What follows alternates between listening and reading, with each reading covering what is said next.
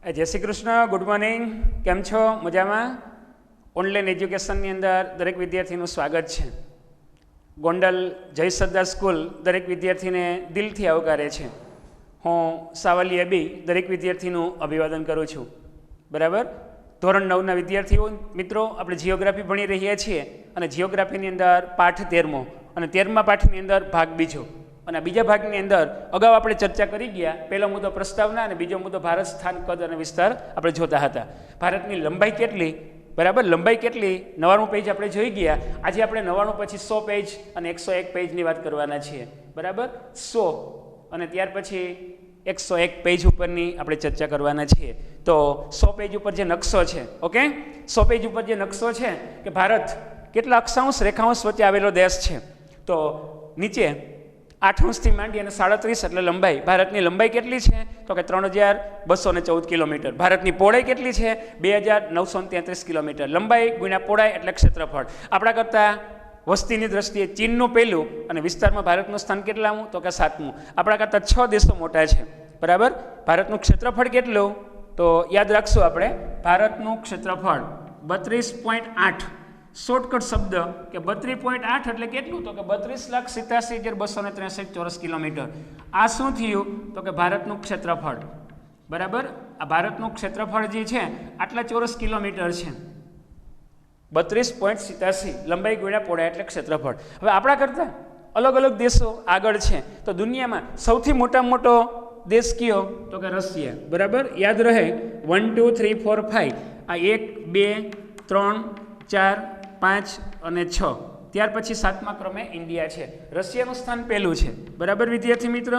ત્યાર પછી Canada. Canada પછી તો કે યુએસ. બરાબર? US A, United states of America. ત્યાર પછી ચીન. બરાબર? આજે યુએસ પછીની વાત આપણે કરીએ તો 1 2 3 4. પહેલા નંબર ઉપર કયો દેશ છે? તો કે રશિયા. બીજા નંબર ઉપર કેનેડા. ત્રીજા નંબર ઉપર યુએસ. ચોથા ક્રમે કયો દેશ છે? તો કે ચીન. 5મા ક્રમ ઉપર કયો દેશ છે? તો કે બ્રાઝિલ. બરાબર? 6ઠા ક્રમ ઉપર કયો દેશ છે? તો કે ઓસ્ટ્રેલિયા. બરાબર? અને 7મા ક્રમે આપણો ઇન્ડિયા છે. આ 7મો ક્રમ એ આપણો ભારતનો. કેમાં? તો કે વિસ્તારમાં. બરાબર? યાદ રાખો, આ વિસ્તારની વાત છે. પણ વસ્તીની વાત હોય તો વસ્તીમાં પહેલા ક્રમ ઉપર ચીન છે. બરાબર? વસ્તીની વાત કરીએ તો ચીન, અને ભારતનું સ્થાન એ વસ્તીમાં બીજું છે. વસ્તીમાં બીજા ક્રમે અને વિસ્તારમાં 7મા ક્રમે આ ભારત દેશની આપણે વાત કરવામાં આવી છે. ભારતની એક બાજુ તમે જુઓ છો કે બંગાળાની ખાડી છે, એક બાજુ અરબ સાગર છે, નીચે હિન્દ મહાસાગર છે, ઉત્તર સરહદે યુગ યુગ સે દેખો ખડા કૈસા હિમાલય, ભારત કા મુકુટ સા ખડા હિમાલય. આ હિમાલયનું વર્ણન કરવામાં આવ્યું છે. તો વિસ્તાર અને પ્રમાણ, આ 100 પેજ ઉપર જે નકશો છે, નકશાની અંદર તમે જુઓ છો, આજુબાજુના દેશો તમે જુઓ તો આજે ભારત માતા ઊભા છે, આ બાજુ વાયવ્ય. બરાબર? આ વાયવ્ય ખૂણા ઉપર પાકિસ્તાનને રાખો, ખખેર હોય તો ખખેરવા થાય. બીજો દેશ એટલે અફઘાનિસ્તાન થોડોક ખૂણા ઉપર, મોટો દેશ એટલે ચીન માથા ઉપર. આ બાજુની સાઈડની અંદર આ બાજુની સાઈડની અંદર નેપાળ, એક ગરીબ દેશ એટલે ભૂતાન હાથ ઉપર રાખો, એકની આંગળી પકડી બર્મા, એક કાખમાં તેડો બાંગ્લાદેશ, એક નીચે ઠેવે આવ્યો શ્રીલંકા. એ હે ભારત કે પાડોશી દેશ. બરાબર વિદ્યાર્થી મિત્રો? ભારતના પાડોશી દેશ યાદ રાખવા માટે શું? તો ભારત માતા આમ ઊભા છે, બે હાથ ઉપર એક એક દેશ છે, એક માથા ઉપર છે, બે ખંભા ઉપર છે, કાખમાં છે, એકની આંગળી પકડી છે. આ ભારતના પાડોશી દેશો છે. આજા બેટા પાકિસ્તાન ઇધર, આજા બેટા પાકિસ્તાન, ખખેર હોય તો ખખેરવા થાય. પછી અફઘાનિસ્તાન ખંભા ઉપર, ચીન મોટો છે માથા ઉપર, આ બાજુ નેપાળ, બરાબર, ખૂણા ઉપર ખંભા ઉપર, એક દેશ ભૂતાન ગરીબ છે, એક દેશની આંગળી પકડી બર્મા, એક કાખમાં તેડો બાંગ્લાદેશ, અને એક ઠેબે નીચે આવ્યો ઠેબે એટલે શ્રીલંકા. ભારત કે પાડોશી દેશ. તો બરાબર વિદ્યાર્થી મિત્ર કે ભારત વિસ્તાર અને પ્રમાણ સમય રેખા શું છે? ભારતની મધ્યમાંથી કર્કવૃત્ત પસાર થાય છે. ભારતનો પ્રમાણ સમય રેખા 82.30 છે. આ બધી બાબતની ચર્ચા આપણે કરી ગયા. હવે આપણે આગળ જોવા જઈ રહ્યા છીએ 99 અને 100 પેજ પછી 101 પેજ ઉપર, અને એની અંદર આપણે જોવાનું છે કે ભારતનો જે ભૂમિભાગ છે, બરાબર, વર્લ્ડની અંદર, વિશ્વની અંદર આ 7 ખંડના અંદરનો એક ખંડ એટલે એશિયા, એની અંદરનો એક દેશ એટલે આપણો ભારત. એ ભારત દેશનો જે ભૂમિભાગ છે એશિયા ખંડની દક્ષિણે, હવે અહીંયા ઉપર રશિયા આવેલો છે અને એમાંનો એક દેશ એટલે આપણો ભારત. તો ભારત આ બાજુ આવેલો છે એટલે નીચેની સાઈડની અંદર. હવે આ ભારત, એની ઉત્તરમાં ઊંચી હિમાલયની પર્વતમાળા છે. બરાબર. આપણે જે માથે મુગટ હોય, માથે જે મસ્તક ઉપર જે વાળ છે અથવા એની ઉપર ટોપી હોય કે મુગટ હોય, એ ભારતની ઉત્તર સરહદે એ હિમાલય એ ગિરિમાળા છે. ઘણી બધી ઊંચી હિમાલય જેવી સેંકડો કિલોમીટર લાંબી 2400 કિલોમીટરથી લાંબો એક હિમાલય છે. એની નીચે આવો એટલે ઉત્તરનું મેદાન છે, એની નીચે આવો એટલે દક્ષિણનો ઉચ્ચપ્રદેશ છે, દરિયા કિનારાના મેદાનો છે, દ્વીપ છે, દ્વીપકલ્પો પણ છે. એના વિશેની ચર્ચા પણ આપણે 14મા પાઠમાં વિદ્યાર્થી મિત્રો જોવાના છીએ, યાદ રહે. તો આપણે વાત કરી રહ્યા છીએ કે ભારતનો ભૂમિભાગ એશિયા ખંડની ક્યાં આવેલો છે? ભારતનો ભૂમિભાગ, બરાબર, ભારતનો ભૂમિભાગ એશિયા ખંડની દક્ષિણે આવેલો છે અને એનો ઉત્તરની અંદર તો કે ઊંચી પર્વત શ્રેણીઓ આવેલી છે જે સેંકડો કિલોમીટરમાં ફેલાયેલી છે. 2400 કિલોમીટર હિમાલય લાંબો છે, 240થી 320 કિલોમીટર હિમાલય પહોળો છે. એમાં શિવાલિકની ગિરિમાળા, મધ્ય હિમાલય, હિમાચલ શ્રેણી, મહા હિમાલય, એમાં દુનિયાનું સૌથી ઊંચું શિખર એટલે માઉન્ટ એવરેસ્ટ.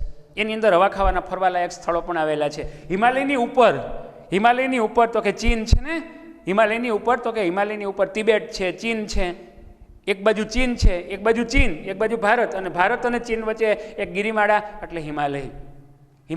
નેપાળ છે, નેપાળ એને બફર રાષ્ટ્ર કહેવામાં આવે છે, કારણ કે બે મહાસત્તા, એક બાજુ ચીન, એક બાજુ ભારત, અને બે મહાસત્તા વચ્ચે એક નાનકડો દેશ એટલે નેપાળ. એટલે નેપાળને બફર રાજ્ય તરીકે પણ ઓળખવામાં આવે છે. તો તિબેટ, બરાબર, ભારત અને તિબત, પેલા લગભગ 1962માં ભારત અને ચીનનું યુદ્ધ થયું.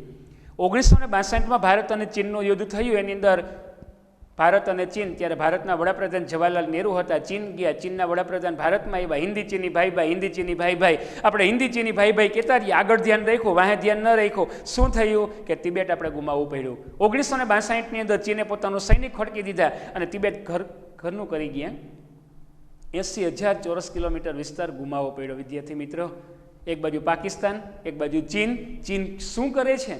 ચીનની, બરાબર, શું છે ચીનની હરી શું છે, અથવા ચીન કઈ રીતે, આપણે જાણીએ છીએ, એના વિશે ડિટેલમાં જતા નથી, આપણે જાણીએ છીએ. તો આ રીતે તિબત અને ચીન, ભારત અને જે નેપાળ હિમાલય છે, હિમાલયની અંદર 1, 2, 3, 4, 5 આવા ઘણા બધા ઘાટ આવેલા છે. વિદ્યાર્થી મિત્ર, ઘાટની વ્યાખ્યા યાદ રાખજો. બે દેશ વચ્ચે પર્વત હોય, પર્વતને તોડીને રસ્તો કરવામાં આવે એને ઘાટ કહેવાય.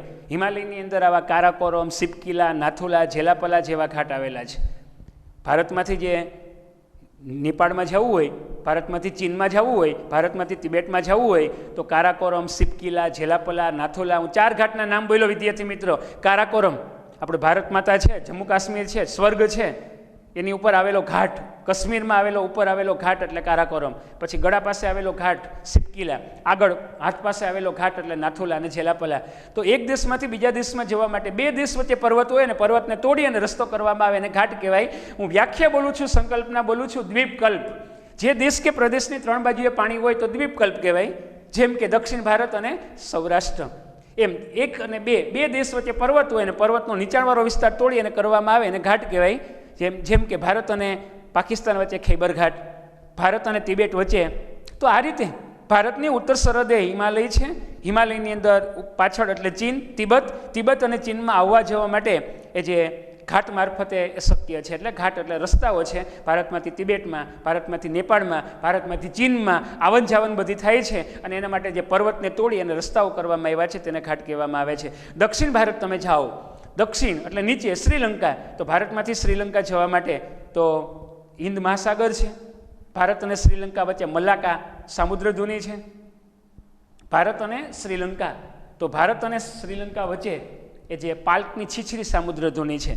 બે દેશ વચ્ચે સમુદ્રનો સાંકડો પટ્ટો હોય તેને સામુદ્રધુની કહેવાય. વિદ્યાર્થી મિત્ર, હલો, અહીંયા ધ્યાન. બે દેશ વચ્ચે આવેલી સમુદ્રની સાંકડી પટ્ટી, એક બાજુ ભારત, એક બાજુ શ્રીલંકા. તમે જાણો છો કે આ ભારત છે, આ નીચે શ્રીલંકા છે. તો ભારત અને શ્રીલંકા, હિન્દના મોતી તરીકે ઓળખાતો દેશ એટલે શ્રીલંકા. આ ભારત અને શ્રીલંકા વચ્ચે પાલ્કની છીછરી સામુદ્રધુની. ભારત અને શ્રીલંકાને કોણ અલગ કરે છે તો કે પાલ્કની છીછરી સામુદ્રધુની. માતા સીતાનું અપહરણ કરીને રાવણ લઈ ગયો, પહેલાંનો લંકા એટલે અત્યારની શ્રીલંકા, આ સોનાની લંકા એટલે શ્રીલંકા. આજે 35 કિલોમીટર, કોઈ કે આટલા કિલોમીટર જાઓ, નલ ને નીલ ને જાંબુવન ને, અને હનુમાન પહેલાં વહેલા લોંગ જમ્પર એટલે હનુમાન, અને ભારતમાંથી કૂદકો મારીને શ્રીલંકા સુધી ગયા અને પાછા આવ્યા. તો આ રીતે ભારત અને શ્રીલંકા વચ્ચે 35 કિલોમીટરનું અંતર છે. અહીંયા ધનુષકોડી અને અહીંયા રામેશ્વર. રામેશ્વર અને ધનુષકોડી વચ્ચે તો બે દેશ વચ્ચે આવેલો સમુદ્રનો સાંકડો પટ્ટો એટલે સામુદ્રધુની. ભારત અને શ્રીલંકા વચ્ચે પાલ્કની સામુદ્રધુની. બરાબર, યાદ રહે, પાલ્કની સામુદ્રધુની, મનારનો અખાત. તો આ રીતે જેમ કચ્છનો અખાત અને ખંભાતનો અખાત, આપણા ગુજરાતમાં બે અખાત છે. સમુદ્રનો ફાટો હોય એમ અણી આકારનો હોય, જમીન તરફ ઘસી જતો હોય તેને અખાત કહેવાય. બરાબર, અખાત. આપણે ગુજરાત તમે દોરો, ગુજરાતનો નકશો દોરો એટલે ગુજરાતના નકશાની અંદર તમે જુઓ કે બે ખાંચા કર્યા, બે અણી કરી. બરાબર, આ કચ્છનો અખાત અને ખંભાતનો અખાત. કોઈ પણ સમુદ્રનો ફાટો જમીન તરફ ઘસી જતો હોય, અણી આકાર હોય તેને અખાત કહેવાય. આ કચ્છનો અખાત, આ ખંભાતનો અખાત. એમ બે દેશ વચ્ચે સમુદ્રનો સાંકડો પટ્ટો હોય તો સામુદ્રધુની કહેવાય. પાલ્કની સામુદ્રધુની, મલાકા સામુદ્રધુની, બેરિંગ સામુદ્રધુની, આવા વિશ્વમાં ઘણી બધી સામુદ્રધુની આવેલી છે. વિદ્યાર્થી મિત્રો, આપણે સ્ટેપ બાય સ્ટેપ જોશું, ભણશું અને એનો વિગતવાર પરિચય મેળવવા માટે પ્રયત્ન કરશું. આપણે જોઈ રહ્યા છીએ કે ભારતની ઉત્તર સરહદે હિમાલય છે, દક્ષિણ દિશાની અંદર હિન્દ મહાસાગર છે. એક બાજુ આ ભારત છે તો ભારતની આ બાજુ બંગાળાની ખાડી છે. બંગાળાની વિશાળ ખાડીની અંદર અંદોબાર નિકોબાર જેવા ટાપુ છે. ભારતની પશ્ચિમ બાજુએ તો કે ગુજરાતથી નીચે તો કે અરબ સાગર છે અને ભારતની નીચે તો કે હિન્દ મહાસાગર છે. ભારત એક દ્વીપકલ્પ છે, કારણ કે એક બાજુ બંગાળાની ખાડી છે, એક બાજુ અરબ સાગર છે, એક બાજુ હિન્દ મહાસાગર છે. અહીં ત્રિવેણી સંગમ, ત્રણ પાણી ભેગા થાય. આ બાજુ એટલે અરબ સાગર, આ બાજુ એટલે બંગાળાની ખાડી, નીચે એટલે હિન્દ મહાસાગર. તો આ રીતે 4 મહાસાગરો છે. સૌથી મોટો પેસિફિક, સૌથી નાનો કદાચ હિન્દ મહાસાગર. પેસિફિક મહાસાગર, આર્કટિક મહાસાગર, હિન્દ મહાસાગર, અરબ સાગર. તો આ રીતે આપણે ભારતની વાત કરી રહ્યા છીએ. વિદ્યાર્થી મિત્રો, આવડા મોટા વર્લ્ડની અંદર, વિશ્વની અંદર જે ભારત, તો ભારતની આજુબાજુ શું આવેલું છે?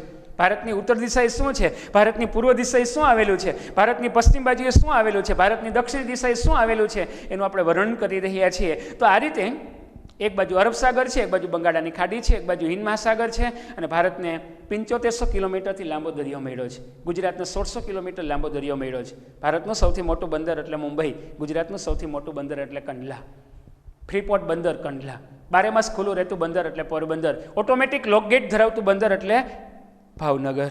તો વિદ્યાર્થી મિત્રો, ગુજરાતને 43 બંદરો છે. આ બાજુની સાઈડની અંદર તમે જુઓ તો મુંબઈ ને માર્ગ ગોવા ને તુતીકોરીન ને આ બધા છે પશ્ચિમ કિનારાના બંદરો. આ બાજુ આવો એટલે વિશાખાપટ્ટનમ ને એ બધા, કલકત્તા ને પારાદીપ ને એ બધા અગત્યના કે મહત્વના મોટા બંદરો છે. તો આ રીતે ભારત 7500 કિલોમીટરથી વધુ લાંબો દરિયો ધરાવે છે. 10માની અંદર આંકડો આપ્યો છે 7517 કિલોમીટર.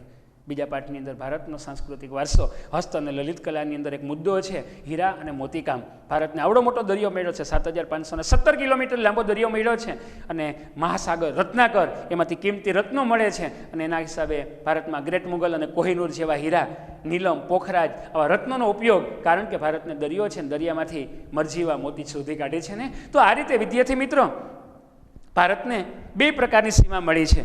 બરાબર, 2 પ્રકારની સીમા છે, કારણ કે 2 સીમાની અંદર તમે જાણો છો કે આ જે પાણી છે એને દરિયાઈ સીમા કહેવાય. બરાબર, આ જે પાણી છે આને દરિયાઈ સીમા કહેવામાં આવે છે. ભારતની દરિયાઈ સીમા કેટલી છે તો કે 7500થી વધુ. બરાબર, 10માની અંદર 17 છે, 7517. આપણે યાદ રાખીએ કે ભારતને 7500 કિલોમીટર લાંબો દરિયો મળ્યો છે. પછી આ બધા દેશો સાથે આપણે જમીન સીમાથી સંકળાયેલા છીએ. બરાબર, અફઘાનિસ્તાન ને ચીન ને નેપાળ ને ભૂતાન ને, તો ભારતની આ દરિયાઈ સીમા અને જમીન સીમા. બરાબર, ભારતને 2 પ્રકારની સીમા, તો દરિયાઈ સીમા અને જમીન સીમા. જમીન સીમા કેટલા કિલોમીટર? બરાબર, તો 15200 કિલોમીટર અને દરિયાઈ સીમા કેટલી તો કે 7500 કિલોમીટર. ભારત 2 પ્રકારની સીમા ધરાવે છે. આપણે પહેલા પાઠમાં ભણી ગયા કે ભારતની વસ્તુઓ કોન્સ્ટેન્ટિનોપલ જતી હતી. બરાબર, ભારતની ચીજ વસ્તુઓ કોન્સ્ટેન્ટિનોપલ જતી હતી, ઇસ્તંબુલ જતી હતી, વેપાર થતો હતો. આરબ લોકો વેપાર કરતા હતા જમીન માર્ગે, દરિયાઈ માર્ગે. જમીન માર્ગ બંધ થઈ ગયો, પછી દરિયાઈ માર્ગ શોધવા માટે ક્રિસ્ટોફર કોલમ્બસ ને બાર્થોલોમ્યુ અમેરિકો વેસ્પુચીન સમગ્ર યુરોપનું ચક્કર કાપીને ભાઈ પેલા વેલા આવ્યો વાસ્કો દ ગામા ભાઈ. બરાબર ને, જામોરીને હા પાડી દીધી, કાંઈ વાંધો નહીં, વેપાર કરો, અને ભારતની પથારી ફરી ગઈ. જहाँ डाल डाल पे सोने की चिड़िया भारत देश है मेरा. ભારતની ભૂમિ એટલે સુવર્ણ ભૂમિ, અને એ ભારતને શું કરી નાખ્યું ને એ પહેલા પાઠમાં આપણે ચર્ચા કરી ગયા. બીજા પાઠની અંદર એ પ્રથમ વિશ્વયુદ્ધ અને રશિયન ક્રાંતિની અંદર તમે કદાચ જોઈ ગયા હશો. બરાબર, આપણે વાત એ કરી રહ્યા છીએ કે આ ભારત દેશ, આ ભારતની ભવ્યતા, આ ભારતની દિવ્યતા, શું ભારત દેશ છે. ભારતને 15200 કિલોમીટર જમીન સીમા મળી છે. ભારતને 7500 કિલોમીટરથી વધુ એ દરિયાઈ સીમા મળી છે. એટલે આ રીતે ભારત દરિયાઈ માર્ગે અને જમીન માર્ગે વેપાર કરે છે. એટલે ભારતને કુદરત તરફથી આ હિમાલય એ કુદરતી છે. બરાબર, ભારતને દરિયો આવડો મોટો દરિયો મળ્યો છે, ગુજરાતને 1600 કિલોમીટર લાંબો દરિયો મળ્યો છે, તો કુદરતી છે. તો આ રીતે ભારતનો આજુબાજુના દેશો સાથે, ભારતમાંથી ઘણી બધી વસ્તુઓ શ્રીલંકામાં, ભારતમાંથી માલદીવમાં, ભારતમાંથી ઓસ્ટ્રેલિયામાં, ભારતની વસ્તુ અમેરિકામાં, અમેરિકાની વસ્તુ ભારતમાં, ભારતની વસ્તુ જાપાનમાં, જાપાનની વસ્તુ કદાચ ભારતમાં, આયાત નિકાસ આપણે કરીએ છીએ.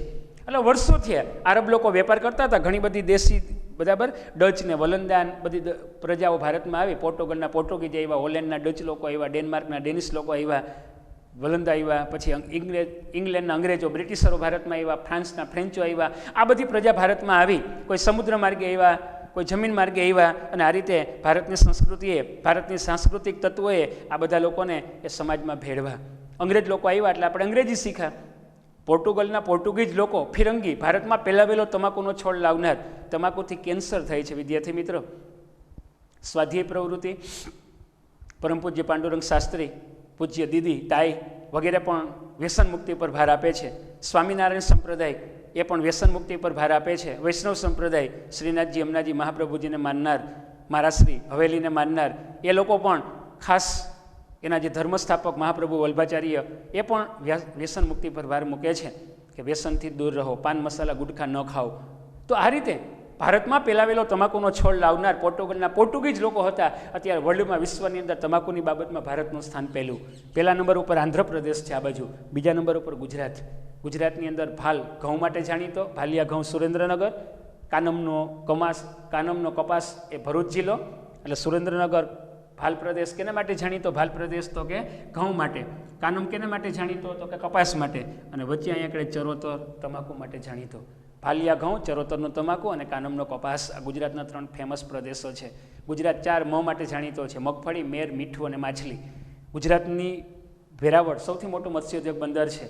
ગુજરાત સૌથી વધુ મીઠું ઉત્પાદન કરે છે, સૌથી વધુ માછલીનું ઉત્પાદન થાય છે, સૌથી વધુ મગફળીનું ઉત્પાદન પણ ગુજરાતમાં, ખાસ કરીને જુનાગઢ, સૌરાષ્ટ્ર, એમાં જુનાગઢ જિલ્લો કરે છે.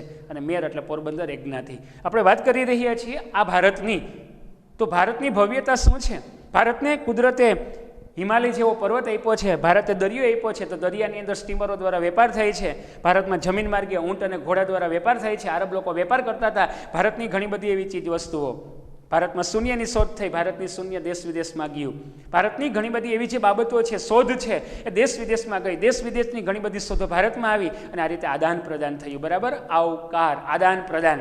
આપણે બીજાને આપવું, વધે એ આપીએ, ઘટે એ લઈએ, આદાન પ્રદાન, આયાત નિકાસ, વેપાર વાણિજ્ય. અને આ રીતે વર્લ્ડની અંદર, વિશ્વની અંદર ભારતની સંસ્કૃતિ ભવ્ય બની, ભારતની સંસ્કૃતિ દિવ્ય બની. એના પાયાની અંદર આ મુદ્દો રહેલો છે વિદ્યાર્થી મિત્રો. શું મુદ્દો રહેલો છે? એ વસ્તુ અગત્યની કે મહત્વની આપણે પેજ નંબર 101 ઉપર આજે 3 ને 2 5 લીટીના પેરેગ્રાફમાં જોઈ કે ભારતનો જે ભૂમિ ભાગ છે એશિયા ખંડની દક્ષિણમાં આવેલો છે, ઉત્તરમાં ઊંચો એ હિમાલય છે, સેંકડો કિલોમીટર, 2400 કિલોમીટર હિમાલય લાંબો છે. હિમાલયની અંદર કારાકોરમ, સિપકીલા, નાથુલા જેવા ઘાટ આવેલા છે. ભારતમાંથી ચીનમાં કે તિબેટમાં જવા માટે ઘાટ દ્વારા જઈ શકાય છે. અને ભારતમાં દક્ષિણમાં આજે માલદીવ છે, શ્રીલંકા છે, ત્યાં ભારત અને શ્રીલંકા વચ્ચે પાલ્કની છીછરી સામુદ્ર જૂની છે.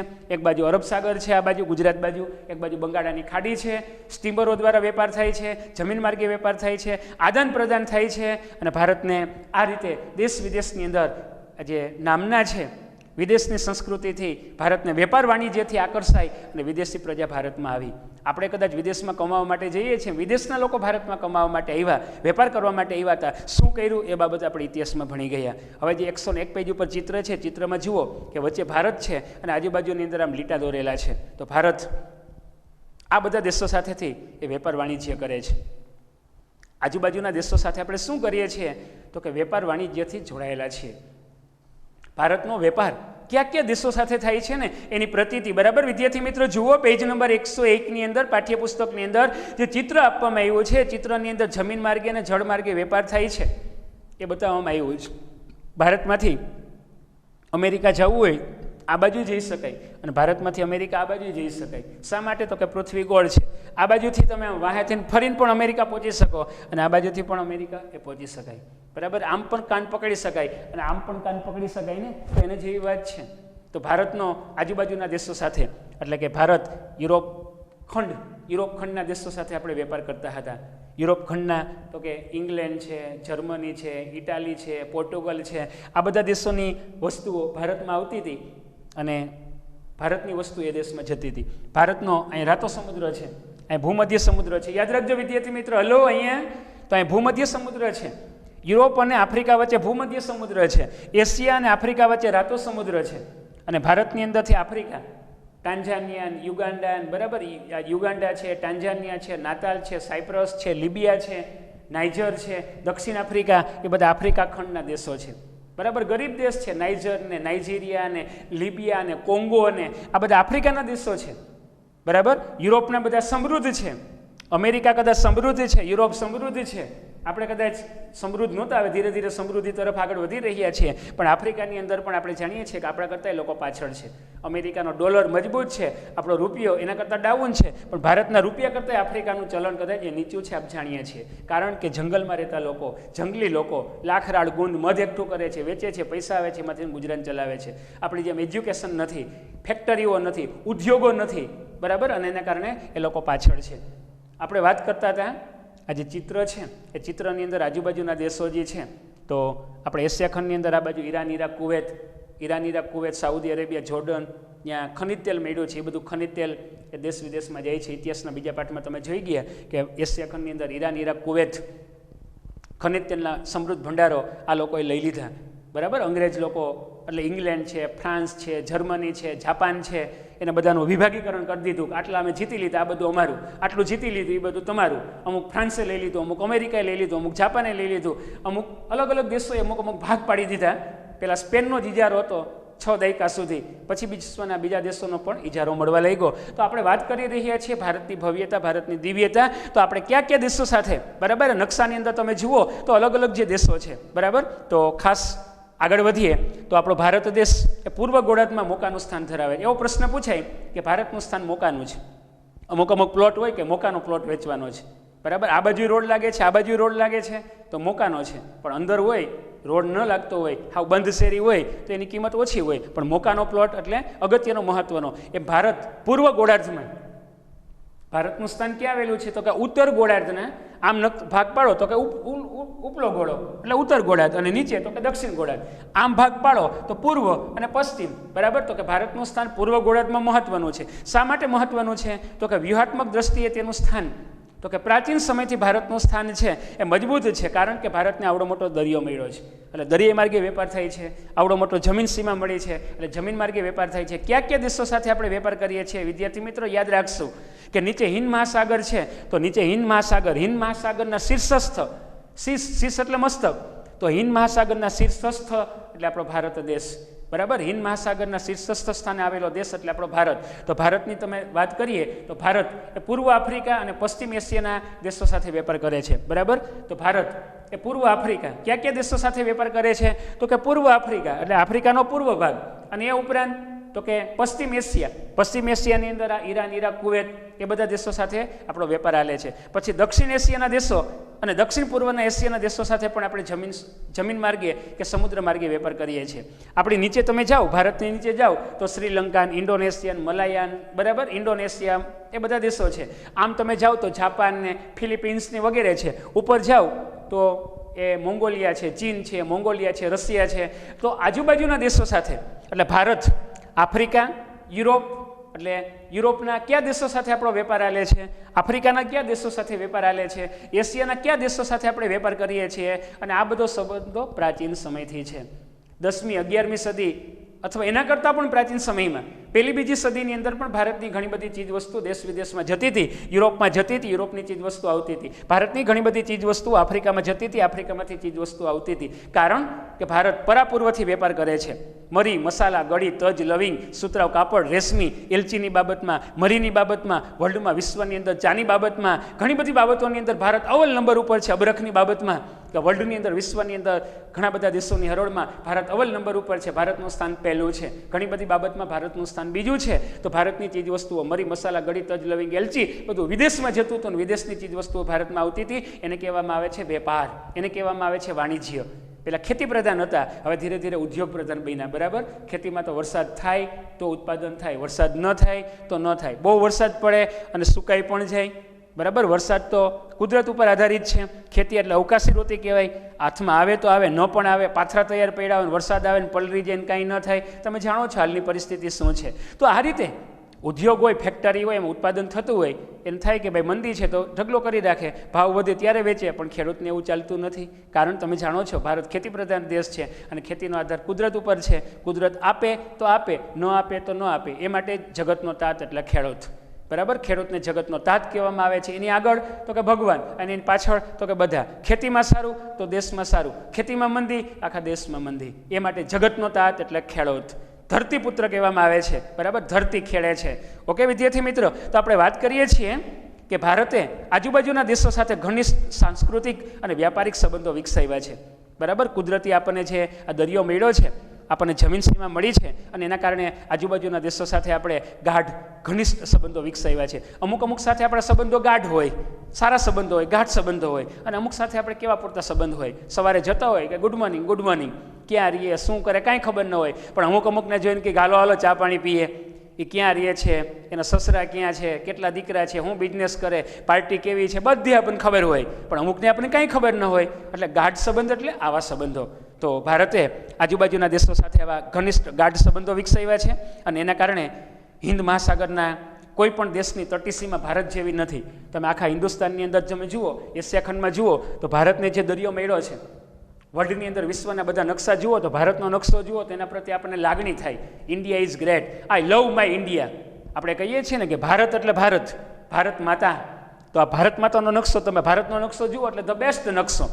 કારણ કે આ બાજુની સાઈડ તમે જુઓ એટલે વિશાળ બંગાળાની ખાડી છે, આ બાજુ તમે જુઓ એટલે કાંઈ નહીં અરબ સાગર છે, નીચે જુઓ એટલે હિન્દ મહાસાગર છે, અને ધ બેસ્ટ નકશો ભારતની ઉત્તર સરહદે હિમાલયની ગિરિમાળા છે. આવો ભારતનો નકશો છે. તો ભારતને આવો સરસ મજાનો દરિયો મળ્યો છે અને દરિયો મળ્યો છે એના કારણે બરાબર નીચે હિન્દ મહાસાગર, હિન્દુસ્તાન ઉપરથી હિન્દ મહાસાગર. હિન્દ મહાસાગર નામ કેના ઉપરથી પડ્યું તો કે હિન્દુસ્તાન. હિન્દુસ્તાનમાંથી શ્રીલંકા અલગ થયું, હિન્દુસ્તાનમાંથી બાંગ્લાદેશ અલગ થયું, હિન્દુસ્તાનમાંથી અફઘાનિસ્તાન અલગ થયું, એમાંથી નેપાળ અલગ થયું. હિન્દુસ્તાનની અંદરથી એક હતું હિન્દુસ્તાન, હિન્દુસ્તાનમાંથી કેટલા દેશો અલગ થઈ ગયા. એટલે હિન્દુસ્તાન ઉપરથી હિન્દ મહાસાગર, નહીં કે હિન્દ મહાસાગર ઉપરથી હિન્દુસ્તાન. વિદ્યાર્થી મિત્ર, તો આ રીતે આપણી એવી ઓળખ હોવી જોઈએ કે ક્યાં રહીએ છીએ તો કે ઓલા ભાઈની અમે નહીં, બરાબર, કે ક્યાં રહીએ છીએ અમે, એની ઓળખ હોવી જોઈએ કે ભાઈ આ ભાઈની અમે રહીએ છીએ. તો એની એક ઓળખ હોય કે આપણી ઓળખ હોવી જોઈએ. ગાંધીજી તો કે ગાંધીજીની ઓળખના કારણે પોરબંદર તો કે ગાંધીજીનું. અમુકની ઓળખ હોય કે ભાઈ જયેશભાઈ રાદડિયા તો કે વિઠ્ઠલભાઈ રાદડિયાનો પુત્ર, પણ એમ કહેવામાં આવે કે આ ભાઈ તો કે ભાઈ ગાંધીજીના પિતા મોહનલાલ કરમચંદ, આ કરમચંદ તો કે ગાંધીજીના પિતા. આ પુત્ર મુકેશ અંબાણીને લોકો ઓળખે કે ધીરુભાઈનો દીકરો, બરાબર, ધીરુભાઈનો પુત્ર એટલે મુકેશ અંબાણી. પણ એની ઓળખ હોવી જોઈએ કે ધીરુભાઈ તો કે ભાઈ રિલાયન્સના સ્થાપક, એને કોણ લોકો ભૂલી શકે. તો ઓળખ, બરાબર વિદ્યાર્થી મિત્ર, આપણી ઓળખ, ભારતની ઓળખ એ છે. એટલે હિન્દુસ્તાન. હવે આપણે વાત કરીએ છીએ કે આ ભારતના આજુબાજુના દેશો સાથે સંબંધ, અહીં રાતો મહાસાગર, બરાબર, રાતો સમુદ્ર. આપણે વાત કરવા જઈ રહ્યા છીએ કે ભારતને દરિયાઈ સીમા અને જમીન સીમા બે સીમા મળી છે. બરાબર વિદ્યાર્થી મિત્ર, ભારતને દરિયાઈ સીમા અને દરિયાઈ સીમા અને જમીન સીમા બે સીમા મળી છે. એટલે ભારતનો દરિયાઈ માર્ગી વેપાર હાલે છે અને જમીન માર્ગી વેપાર હાલે છે. હવે અંગ્રેજ લોકો વેપાર કરતા હતા, બરાબર. અહીંયા ધ્યાન વિદ્યાર્થી મિત્રો, આપણે ટોપિક જોવા જઈ રહ્યા છીએ. સુએજ નહેર ખુલ્લી મૂકવામાં આવી, ગાંધીજીનો જન્મ થયો ત્યારે 1869. તો સુએજ નહેર ક્યાં મૂકવામાં આવી, સુએજ નહેર ક્યાં ગાળવામાં આવી, અંગ્રેજ લોકોને શું ફાયદો થયો, એના વિશેની ચર્ચા. વેરી મોસ્ટ ટાઈમ્પી ક્વેશ્ચન, પરીક્ષામાં પ્રશ્ન પૂછાય કે ઈસવીસન 1869માં સુએજ નહેર ખુલ્લી મૂકવામાં આવી. હવે અંગ્રેજ લોકોને ફરીને જવું પડતું હતું. આજે ભારત છે, ભારતમાંથી એમ ફરી અને ભારતમાંથી આફ્રિકા અને આફ્રિકામાંથી અહીંયા જતા હતા, પણ એના બદલે જે અહીંયા સુએજ નહેર હતી, હવે અહીંયા ભૂમધ્ય સમુદ્ર છે, અહીંયા રાતો સમુદ્ર છે અને વચ્ચે અહીં નહેર ગાળવામાં આવી. હવે અંગ્રેજ લોકો અહીંથી રાતો સમુદ્ર, ત્યાંથી સુએજ નહેર અને ત્યાંથી યુરોપ. આ સુએજ નહેર ક્યારે ખુલ્લી મૂકવામાં આવી? આંતરરાષ્ટ્રીય માર્ગો પર ભારતનું સ્થાન મહત્વનું છે. ઈસવીસન 1869. બરાબર વિદ્યાર્થી મિત્ર, યાદ રાખજો આ સુએજ નહેર, બરાબર. આ સુએજ નહેર છે શું છે તો કે 1869ની અંદર ગાળવામાં આવી. એ સુએજ નહેર કોને જોડે છે તો કે આ બાજુ સાગર હતો, એક બાજુ પાણી હતું, બીજી બાજુ પાણી હતું, વચ્ચે પર્વત હતો. એ પર્વતને તોડીને બે પાણીને ભેગા કરવામાં આવ્યા. એટલે અંગ્રેજ લોકોને ફરીને જવું હતું, એના બદલે ઘટી ગયું. અંગ્રેજ લોકોને જવા માટે કેટલા હજાર કિલોમીટરનું અંતર ઘટી ગયું વિદ્યાર્થી મિત્ર તો કે 7000 કિલોમીટરનું અંતર ઘટી ગયું. અંગ્રેજ લોકોને આમ બાયા ફરીને જવું પડતું હતું, એના બદલે ભારતમાંથી એ રાતો સમુદ્રમાંથી સુએજ નહેર, અને સુએજ નહેરમાંથી ભૂમધ્ય સમુદ્રમાંથી એ ઇંગ્લેન્ડ પહોંચવા લઈ ગયા. એટલે આ સુએજ નહેરના કારણે 1869ની અંદર સુએજ નહેર શરૂ થઈ. એટલે અંગ્રેજ લોકોને યુરોપ જવા માટેનું 7000 કિલોમીટર અંતર ઘટી ગયું. અને પૂર્વ અને દક્ષિણ, બરાબર, આજે ભાગ એટલે પૂર્વ અને પશ્ચિમ, એ લોકોએ પૂર્વના દેશો સાથે, આ બાજુ હોય તો આપણે કંઈ પૂર્વ, પણ આ બાજુ હોય તો એમ કહેવામાં આવે કે આ બાજુનો ભાગ એટલે પશ્ચિમ, બરાબર. આપણે પશ્ચિમીકરણ અપનાવ્યું અને ઈસ્ટ ઇન્ડિયા કંપનીની સ્થાપના પૂર્વના દેશો સાથે વેપાર કરવા માટે થયેલી. એટલે આ બધા દેશો, ઓકે. તો આપણે વાત કરવા જઈ રહ્યા છીએ કે પૂર્વ અને દક્ષિણ એશિયા, એની વચ્ચે ઓસ્ટ્રેલિયા, આફ્રિકા, યુરોપ, એને બધા સાંકળતા જળમાર્ગો છે, હિન્દ મહાસાગર પાસેથી પસાર થાય છે, બરાબર. તમે નકશો જુઓ તો નકશાની અંદર તમને આઈડિયા આવશે કે આજે ઓસ્ટ્રેલિયા અને આ બધા દેશો વચ્ચેના, આજે ઓસ્ટ્રેલિયા છે, આ બાજુ આફ્રિકા છે, એ બધા દેશો જે છે એ જળમાર્ગો એ ભારત પાસેથી પસાર થાય છે. અને એના કારણે દક્ષિણ આફ્રિકા થઈને આવતો જળમાર્ગ સુએજ માર્ગ પાસેથી પસાર થાય છે. અને એના કારણે ઇન્ડોનેશિયા અને મલાકાની સામુદ્રધુની થઈ અને પેસિફિક મહાસાગર પસાર કરી અને કેનેડા પણ પહોંચી શકાય છે. હવે આ બાજુથી, બરાબર, આ બાજુથી પણ અમેરિકા જઈ શકાય, આ બાજુથી પણ અમેરિકા જઈ શકાય, અને આ બાજુથી પણ કેનેડા પહોંચી શકાય. એટલે કઈ સામુદ્રધુની યાદ રાખશું? તો કે મલાકા. આ મલાકાની સામુદ્રધુની એટલે ક્યાં? તો કે એશિયાથી આ બાજુ આવો એટલે ઇન્ડોનેશિયા. તો ઇન્ડોનેશિયા પાસેથી, બરાબર, એટલે ભારતમાંથી તમે ઇન્ડોનેશિયા જાઓ અને ઇન્ડોનેશિયાથી કેનેડા પહોંચી શકાય. એટલે ભારતમાંથી આ બાજુથી એ મલાકાની સામુદ્રધુની દ્વારા પણ કેનેડા અને અમેરિકા પહોંચી શકાય. અને આ સાઈડમાંથી પણ પહોંચી શકાય. એટલે ખાસ આપણે વાત કરતા હતા કે મલાકાની સામુદ્રધુની, તો કે ઇન્ડોનેશિયાથી નીચે સામુદ્રધુની કોને કહેવાય? કે બે દેશ વચ્ચે આવેલો સામુદ્રનો સાંકડો પટ્ટો, ભારત અને શ્રીલંકા વચ્ચે પાલ્કની સામુદ્રધુની, અને ઇન્ડોનેશિયાથી નીચે એ મલાકાની સામુદ્રધુની. મલાકા, બેરિંગ, પછી પાલ્ક, આવી તો ઘણી બધી વર્લ્ડની અંદર વિશ્વમાં સામુદ્રધુનીઓ આવેલી છે. વિદ્યાર્થી મિત્રો યાદ રહે. પછી ભારતનો સંપર્ક દેશ વિદેશ સાથે છે, સદીઓથી આપણે જાણીએ છીએ. અને દેશ વિદેશની અંદર આપણે આદાન પ્રદાન કરીએ છીએ. ભારતમાં આર્યભટ્ટ થઈ ગઈ, આર્યભટ્ટે શૂન્યની શોધ કરી, એ શૂન્યની શોધ વિદેશમાં ગઈ. ભારતની અંદર ઘણી બધી એવી છે હિતોપદેશ અને પંચતંત્રની વાર્તા લખવામાં આવી, અને હિતોપદેશ અને પંચતંત્રની વાર્તાનો ફેલાવો દેશ વિદેશમાં થયો. ત્યાર પછી રામાયણ અને મહાભારતની ભારતના લોકો પર શું અસર છે ને વિદ્યાર્થી મિત્ર આપ જાણીએ છીએ. વિશ્વનું સૌથી મોટું મહાકાવ્ય એટલે મહાભારત, 1 લાખથી વધુ શ્લોક, અને બીજું મહાકાવ્ય એટલે રામાયણના રચિતા વાલ્મીકી, 24,000 શ્લોક. શું રામાયણમાં વર્ણન કર્યું છે? ભાવ, પ્રેમ, હૂફ, ઈર્ષા, અદેખાઈ, એનું વર્ણન કરવામાં આવ્યું છે. અદ્ભુત રામાયણ ગ્રંથ છે. મહાભારતમાં કૌરવ અને પાંડવની કથા આલેખવામાં આવી છે. શું ભગવાન કૃષ્ણએ એની અંદર શ્રીમદ ભગવદ્ ગીતા, મહાભારતનો પર્વ, છઠ્ઠું પર્વ, એમાંનો એક પર્વ, છઠ્ઠો પર્વનો એક મહત્વનો એટલે શ્રીમદ ભગવદ્ ગીતા, જ્ઞાન, કર્મ અને ભક્તિનો ત્રિવેણી સંગમ એટલે શ્રીમદ ભગવદ્ ગીતા. અર્જુન લડવા માટે ગયો ને બધા હગાવાલાને જોયા કે હવે કેમ લડું, હથિયાર હેઠા મૂકી દીધા. ભગવાન કૃષ્ણએ તેને કીધું, 18 અધ્યાય કીધા, 700 શ્લોક કીધા. પહેલા અધ્યાયનો પહેલો શ્લોક, છેલ્લા અધ્યાયનો છેલ્લો શ્લોક, એમાં ધર્મ, અને ધર્મમાં બધું આવી ગયું. અને પછી અર્જુનને ખબર પડી ગઈ, નષ્ટોર મોહર શ્રુતિ લબ્ધા, મારે શું કરવાનું મને ખબર છે, અને લડ્યો, અને પાંડવા નામ ધનંજય એ બન્યો. શું શ્રીમદ ભગવદ્ ગીતા એટલે ભારતનું પવિત્ર પુસ્તક છે, હિન્દુ લોકોનું પવિત્ર પુસ્તક છે. જે ઘરમાં સારા પુસ્તકો ન હોય એ સ્મશાન છે. પુસ્તક વિનાનું ઘર એટલે સ્મશાન. પણ આપણા ઘરમાં તો સારા પુસ્તકો છે, કારણ કે આપણે હિન્દુ સંસ્કૃતિ સરદાર વલ્લભભાઈ પટેલના વંશજો છીએ, બરાબર ને વિદ્યાર્થી મિત્ર?